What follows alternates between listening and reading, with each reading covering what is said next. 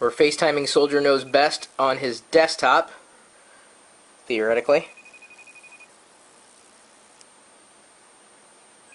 Maybe. Is it going to work? Soldier!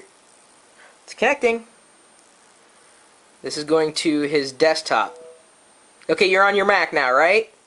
Yep, I'm on my iMac. Cool. Wow, that looks clear. Yeah. How does my camera look? It looks good as well. Alright, well, I've also got, let me go ahead and toggle you over here. See, I've got the live video feed there. Can you see? Yeah, right there. Little chat there on the TV, right? Big screen. Of course, they have no idea what's going on, right? No. Yeah. Well, that worked. Yeah, finally. Yeah, I don't know. It kept saying that you were busy. I've had some stumbling blocks with FaceTime, too. You know, sometimes it wants to pick up and sometimes it doesn't. It seems that when I was out and about, I was using my Evo as a mobile hotspot. No matter where I was, Sprint just kept failing on me. So I couldn't actually connect to it at home easily, and I thought I would be able to. Yeah, my problem was that's like my public FaceTime I gave to everybody that can call me in randomly. So I'm like doing my live show, so they call in and I put it on the screen and everything. Nice. I need to make a little private one. Yeah, I definitely have a private one. I would just get kind of knocked out of the ballpark if I did that. Sometimes I'll do that with Skype, but it's far easier to not do that. But you're a brave person for. Yeah, FaceTime works a lot better than Skype because the video just pops right on up, and I've been doing it for like the past hour. It works really good. Okay, so any bugaboos beyond you know what I've noticed at least in connectivity? It took us a while to get this particular call connected too. Yeah.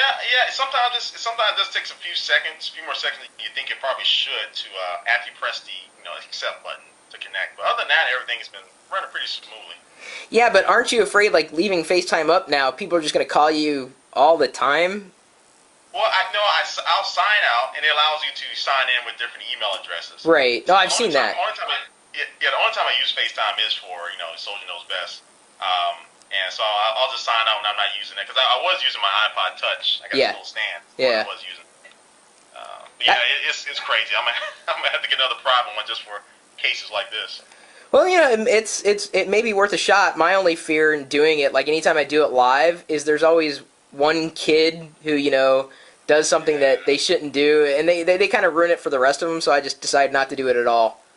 Yeah. I'm kind of afraid of that now. They're probably listening right now. Yeah, like, chat roulette things, and I'm like, just generally would not rather have experienced that. But yeah, I mean, I'll be posting my little thing. I just did a couple screencasts tonight on iPhoto and iMovie. Really like the audio effects now in iMovie, which has been nice.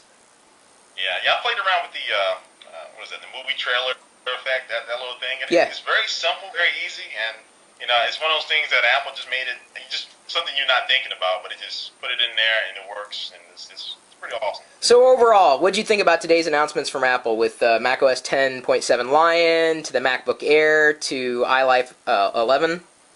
I think it was good overall. I think it was a safe update. Nothing really spectacular. iLife, they just made some minor, even though they're good ones, but minor updates. They didn't touch iDVD or iWeb at all. I don't know why. Yeah. Those haven't been updated in years. macOS 10 Lion, looks pretty good. The iOS integration, that looks awesome to use the trackpad with it, the Magic Mouse. That's going to be great. You can see the direction where they're going with everything. And the MacBook Airs. I think the MacBook Airs are that instant on with the flash memory is good. I still think it falls into that category where, if you have an iPad and a MacBook Pro, you don't need to get the MacBook Air. But if you're missing one or the other, then the MacBook Air may be good for you. But so it's the same type of scenario even before this update, the previous generation MacBook Air. I think people got to face, but. Yeah, I agree. No, I completely agree with that. I think this is as close to the 11-inch MacBook Air is as close to a netbook as I think we're going to see from Apple. Yeah, the closest thing for a while. Yeah. That $1,000 price point is pretty good for the 11-inch. I think that's probably going to be the best-selling one. Yeah. Not only for the price, but I think it's that small that you don't need anything bigger than that, really, that's what you're looking for. Oh, The Apple Netbook for sure. yeah, I guess I was a little underwhelmed. I mean, yes, there were incremental upgrades, but I wasn't that excited. Yeah, not at all. I was more excited for Lion and for macOS Line. Yeah. That's the most thing I got excited about. Everything else was kind of. Yeah. But I think it's something they just did, and everybody looked bored. Even Steve Jobs and Phil looked kind of bored up there. Yeah, I know. Like, yeah, this is gonna be great. Like, okay, like get to the meat. But it just doesn't seem like they've done much with Lion at this point, at least to announce an array of new features. But at least they're letting us see kind of the direction they're thinking. So. Yeah. Hopefully we see more in January. We hope they Oh yeah. Their annual keynote. Oh yeah. And so they'll probably show up a lot more of that. But we'll probably see the iPad too at that point too. So Cool. So yeah, I think it's good. They get it on track for summer 2011. I think it's gonna be really good. I hear you. No, it's yeah, the FaceTime thing, I think out of everything today, well, no, I guess Life 11 was kind of a nice, I don't know, they're all incremental. There's nothing that really stands out for me, but all right.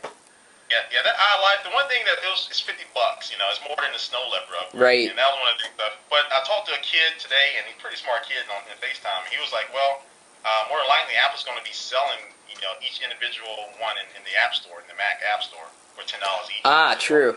5 applications, $10 each, $50. True. That makes sense, just like they're doing with iWork and all that. So that makes sense. So that's probably what they're going to be doing. That's the only reason I can think of that thing costs more than the snow leopard upgrade. Fair enough. All right, well, I'll let you get back to your FaceTiming over there. All right, no problem, man. Thanks All right, for calling. take care. Later. Bye.